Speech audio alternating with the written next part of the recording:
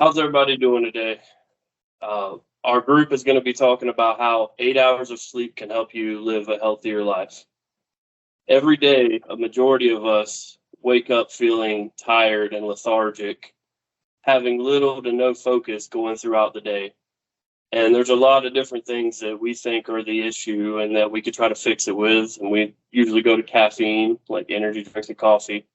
But we skip right over one of the main things that is the problem, and that is our sleep. I'm not going to say I'm no expert on sleep, but I do sleep every night, so there's a little something there.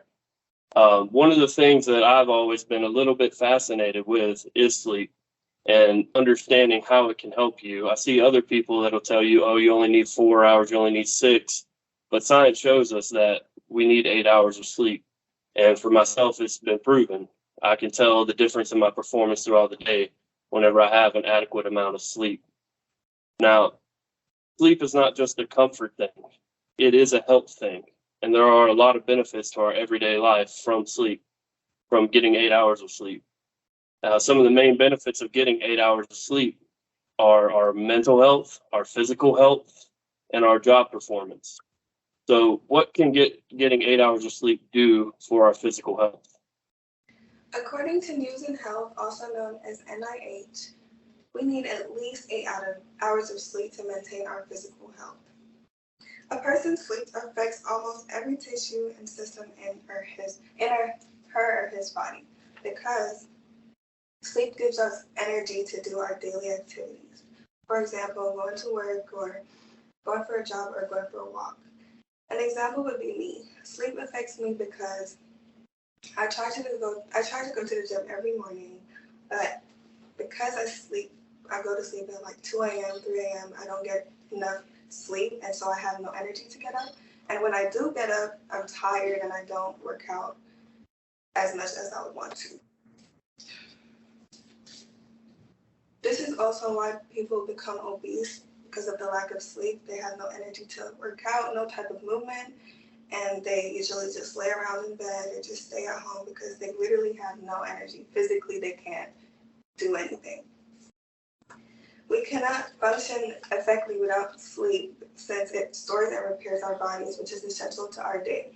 8 hours of sleep repairs the body because during sleep, cells are produced, which are protein, that we need to heal our body. This is also why without sleep, it is easier for one to get sick because your immune system is not functioning at its best. Sleep does not only restore and repair our bodies, it also repairs our brains. Being well rested also influences our mental health, which is why, and it's the same as in Anya's emphasis as how being well rested also influences our physical health. In an article by Columbia University, they quote a psychologist who specializes in developmental psychology by stating, just like our electronics need to be charged, sleep may recharge or reset the brain to optimize functioning, says Zachary, an assistant professor of psychology in psychiatry and a clinical psychologist at the Columbia University for anxiety and related disorders. This statement by Dr. Zachary clearly emphasizes my previous statement. Sleep helps the brain. To better understand my point, I would like to analyze what actually happens in our brains while we're sleeping. To do so, I would like to introduce GABA. GABA is one of the brain's neurotransmitters. GABA is an amino acid in the brain that is released mostly towards nighttime, the time of sleep. To simply describe GABA, it is like the brain's calming chemical and helps sleep. Lack of sleep means lack of GABA. Renew Rx Pharmacy posted an article regarding GABA which states, GABA is the body's main neurotransmitter in the central nervous system. The body uses GABA to quiet nervous excitement in the brain and nervous system. Studies show that people who suffer from insomnia have GABA levels which are up to 30% lower than those who sleep restfully. This statement further confirms the importance of the increase of GABA, hence the importance of the increase of sleep. Now that we know what scientifically goes on in the brain while we sleep, well, how about psychologically? In the same article written by Eric Sweeney, he states, During the sleep, the brain works to evaluate and remember those thoughts and memories, and it appears that a lack of sleep is especially harmful to the consolidation of positive emotion content. Have you ever wondered why our teachers used to tell us to get enough sleep before a big exam? Well, it's because the brain does a lot of memory recovery whenever we are sleeping. Now that we can visualize what goes on in our heads while we are sleeping, let's consider what the pros and cons of sleep, or lack thereof. First con of sleep is the increased chances of mental health issues. Which leads me to my next con, the loss of cognitive skills, such as learning, memory, and attention, which in the end affects our school and work environment and achievement. We not only need cognitive skills, we also need coping skills. Lack of sleep can affect our coping skills to the effects of small or major stressors. At Columbia University, they emphasize this statement by stating, according to a study of 22,330 adults from 13 countries published in Sleep Medicine in November 2021, only 3 participants had clinical insomnia symptoms and nearly 20% met the criteria for insomnia disorders. Rates more than doubled when they were before the pandemic. Furthermore, sleep disturbances were linked to higher levels of psychological distress. Anxiety and depression rates were also considerably higher than pre-pandemic levels in the same survey. This analysis gives us real-world examples of how many lives were affected by the lack of sleep. Moving on to the pros of getting enough sleep. Being well-rested gives us more energy, which means since you let your body and mind rest, you get more energy. It also increases our cognitive skills, which also emphasizes our work and school experiences. Finally, we have better emotional stability. Instead of easily getting affected by everyday stressors, our minds and our bodies are ready to take them on. In addition to the previous points, getting enough sleep and being well rested is also proven to increase productivity in our everyday lives and improve job performance. According to the U.S. Department of Health website, it states, getting a full night's sleep allows your body to heal both physically and mentally, leaving us well rested and alert. We all know this from experience. If you don't get enough sleep, whether it's by your own free will because of health issues or even from having young children, we spend the next day yawning and thinking about how we can climb back into our beds. We are more likely to procrastinate daily activities until we feel more rested. And when we do get to those tasks, we typically do the minimal that's required. We may get them done, but we aren't very productive. In order to break the I'm exhausted routine, we need to break the cycle of putting off sleep and make it a priority. Studies also show that having good sleep increases job performance.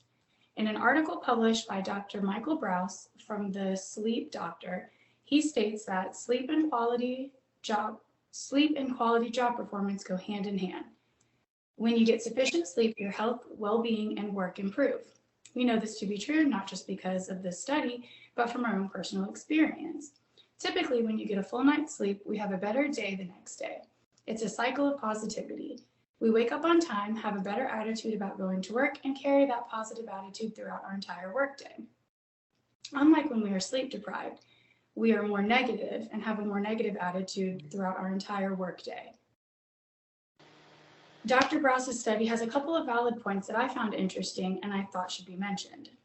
They made me question my own choices from the past and may do the same for you. He states that sleep deprivation can give a person false confidence in their abilities. They may feel capable of driving when they should not, while driving while sleep deprived has the same or worse impacts as driving with a blood alcohol content level of 0.05%, which is less than the legal limit. I personally have had this happen to me. One morning, I woke up late to get my kids to a soccer game. I slept through the alarm and woke up running out the door in 15 minutes or less. When I whipped into the parking lot, I overcorrected myself and hit the car parked next to me. That was an expensive lesson for me to have to learn. The second point I felt was worth mentioning from Dr. Bruce's study also states that other sleep deprivation effects on work performance include increased absences and financial losses. The American workforce loses 1.23 million working days because of sleep-deprived employees. The economic cost of sleep deprivation ranged between 280 and 411 billion US dollars in the year 2015 alone. So take this information and think about your own experiences. Maybe you can relate, maybe you have your own stories.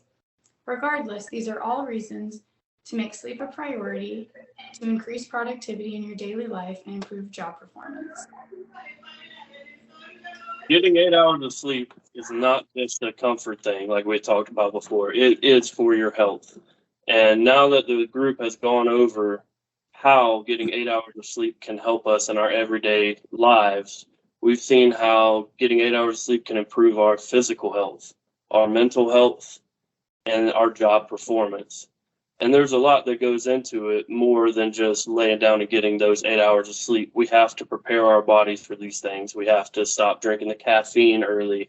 We have to get ready in a good mental state. And as we're winding down for bed each and every night, we have to stop and think, are we willing to take that next step to have that better performance in our lives and feel better on a day-to-day basis? Because a better day is always one snooze away. Thank you for your time.